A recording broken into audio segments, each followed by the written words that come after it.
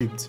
But unfortunately, we don't have any updates to share. Last month was January, and as you know, nothing really happens in January, so we're going to end this video here today. No, I'm just joking. We actually have quite a number of updates to share with you, starting with the fact that we have released re-support for ARM CPUs. Then I'm going to share a feature that is going to make your drag and drop experience while building an Appsmith a lot nicer. And we released a feature that makes it easy for you to create code comments really quickly. And lastly, I'll show you a feature that would make your code review process easy for apps you have connected to Git. Alright, so that's all we'll be taking a look at in today's episode of LIVESTREAM. My name is Confident Okoghenun, and let's get started.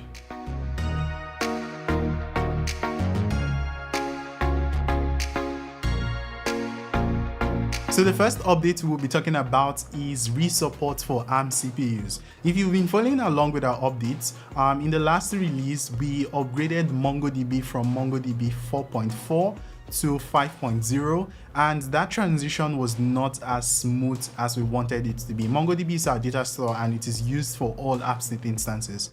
So some of the issues we faced was one, folks who had Appsmith connected to an external MongoDB instance that was running on an older version of MongoDB had to do a manual upgrade of their external MongoDB, and two, ARM CPU support was broken, and that's because newer versions of MongoDB, that's MongoDB 5.0 and upwards, required the AVX CPU instruction. The AVX CPU instruction is for x86 based CPUs, that's from Intel and AMD, and what it does is that it allows the CPU to execute parallel pipeline processes. So this specific instruction was not available for ARM CPUs, and as a result of the upgrades, that broke support for Appsmith on ARM CPUs. But I'm happy to let you know that this has been fixed, and the interesting thing about it is that this fix was actually contributed by someone from the community, and that contribution came from Jerry Majenborg. I'm so grateful that you made this fix because I was personally affected.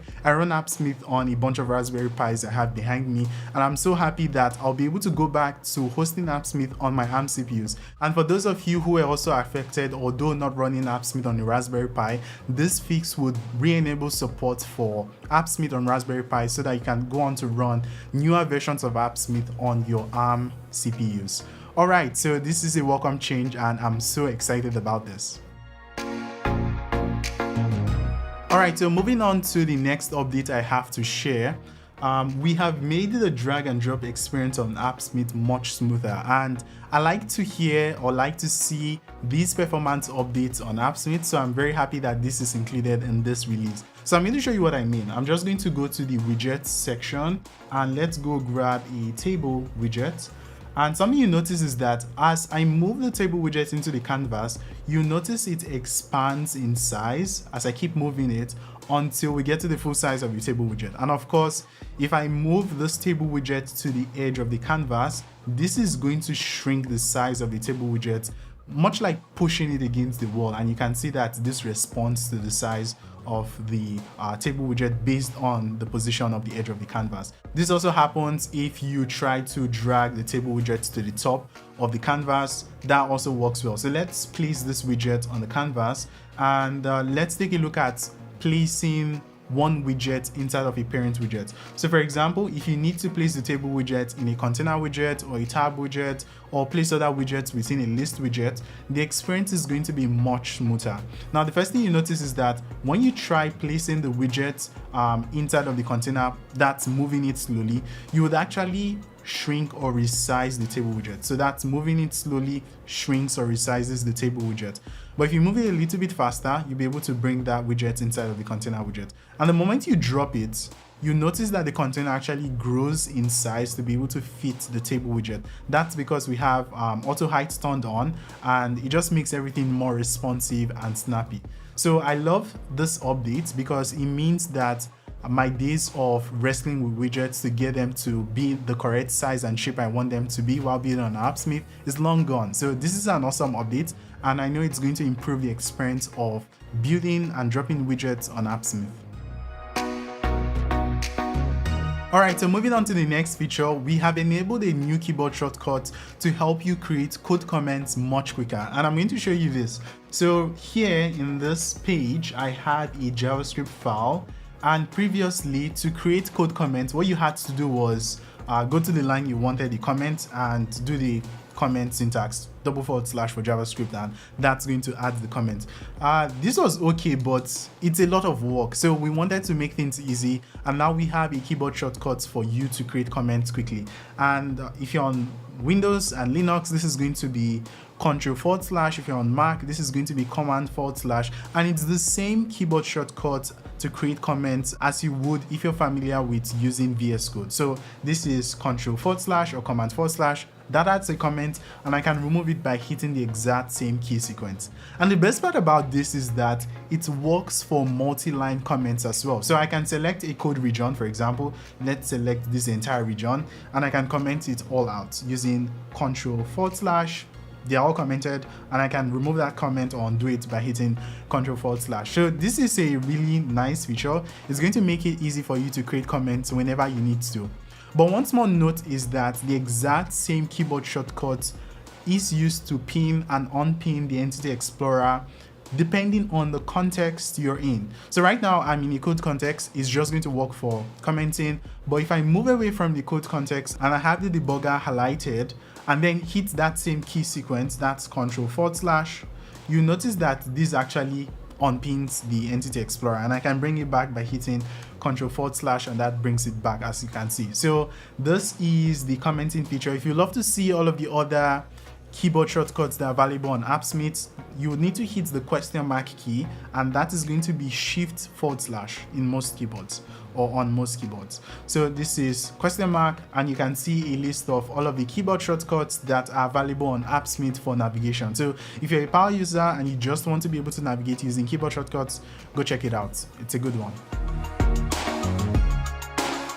Alright, so the last update I have to share with you is one that will enable you have better code reviews for apps you connect to Git. So what we've done in this update is that we have changed the app structure in the database so that the metadata for JavaScript files are now separate from the actual JavaScript file. And this is going to make your code reviews much better when you have apps connected to Git. So I'm going to show you what I mean. I have a JavaScript file, the same one you saw earlier, right here. And what this does is it has some logic for password authentication, but you don't have to know how it works. Pay attention to the create password function, and you notice that I just have the salt being hard-coded right now to 10. So something I'm going to show you is I have a different branch because this app is connected to Git. I have a dev branch, and the change I've made in the dev branch is I have the salt being created as a separate step, and that salt is passed as a variable to the hash function. Now I'm going to show you how a code review of these two changes would look like on GitHub. So let's head over to GitHub because I have this app connected to Git and linked to GitHub specifically. So I'm going to go to my GitHub account. So this is github.com/megaconfidence. And once you get here, don't forget to smash the follow button. All right, so let's move over to the repositories tab, and this is going to be the repo I have for the app you saw earlier. So this is the master branch. We want to head over to the dev branch because that is where we have the changes. And once I go to create a new pull request, you notice that it is very easy to see what changes were made. So something you notice here is that this is the exact change you expect to see because the line for the salt was created, and we also have the salt variable being used here in the hash function, and that's the change that is coming from the dev branch that is not available on the master branch. So your code review processes will be so much easier because of this change, and I can show you why this works. So let's head back to the master branch, and I'm going to go to pages. Let's go to better codes diffs. Let's go to the app.js file. And you notice there are two files. Now you have a file for the metadata JSON, and you have a separate file for the actual app.json. And if you take a look at this, okay, app.js, not JSON, rather, the app.js. And if you take a look at this, this is the entire JavaScript file you saw on Appsmith. So this is a lovely change, and it's going to make the code review process on Appsmith so much better if you have your apps connected to Git. Alright, so that's the end for today's episode of Release Jam, but we actually had more features to share. So I'm going to leave a link to the release notes, and some of the other features you would want to go check out is the new and updated navbar UI. That's the entire navbar, the top bar on your editor. It's been updated to allow for future features that will be added to the editor, so that's a good UI change to see. We have also made updates to the Appsmith CLI. It now has the ability to check for the version you're running, and you can also run MongoDB commands for testing and debugging purposes just using the Appsmith CLI tool. If you run Appsmith on Kubernetes and have connection issues to MongoDB or Redis, the Appsmith pod will automatically restart to try to re-enable connection to MongoDB and Redis in cases where the connection fails on the first attempt. So that's a nice update to see. And the menu column type in the table widget now supports dynamic items. So it means you can create menu items using JavaScript or pass in a static array of JSON objects, and that is going to work fine. So don't forget to check the description for the release notes so that you can catch all of the updates we shipped in January.